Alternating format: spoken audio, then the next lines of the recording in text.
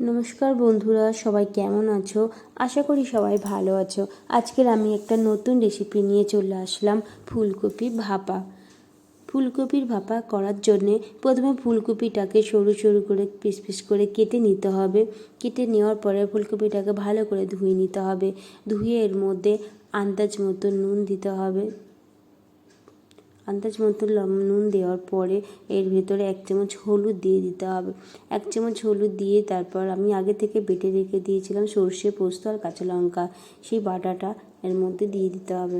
ফুলকপির মধ্যে দিয়ে তারপরে কিছুটা কাঁচা তেল ওর মধ্যে ঢেলে দিতে হবে। ফুলকপির মধ্যে কিছুটা কাঁচা তেল দিয়ে ভালো করে ফুলকপিটাকে মেখে নিতে হবে, যাতে নুন, হলুদ, মশলাটা ভালোভাবে ফুলকপির গায়ে লেগে যায়।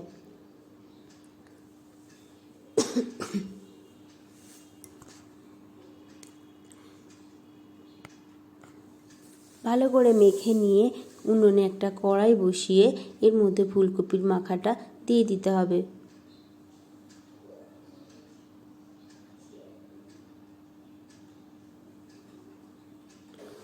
কড়াইয়ের মধ্যে ফুলকপি মাখাটা দিয়ে যে বাটিতে আমি ফুলকপিটা মেখেছিলাম সেটা ধুয়ে 1/2 কাপ পরিমাণের জল দিয়ে দিতে হবে ফুলকপির মধ্যে। হাফ কাপ পরিমাণে জল দিয়ে ফুলকপিটাকে আমার ভাপে বসিয়ে দিতে হবে। দেখো, আমি বাটিটা ধুয়েই জলটা দিয়েছি, দিয়ে কপিটাকে আমি ভাপে বসিয়ে দেব। ফুলকপিটাকে ভাপে বসানোর পরে এর ভিতরে আমি 2টো কাঁচা লঙ্কা দিয়ে দেবো, যদি কেউ ঝাল খেতে ভালোবাসে তার জন্য। ভাপে বসানোর পরে আমি একটা থালা দিয়ে ভালো করে কড়াইটাকে ঢেকে দেবো।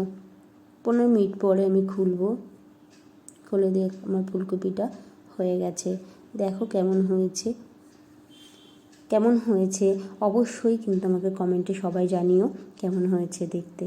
খেতেও কিন্তু খুবই ভালো হয়েছিল ফুলকপিটা। তাহলে সবাই তাড়াতাড়ি করে তোমরাও একবার বানিয়ে ফেলো ফুলকপির ভাপা। ভালো লাগলে অবশ্যই একটা লাইক করে দিও।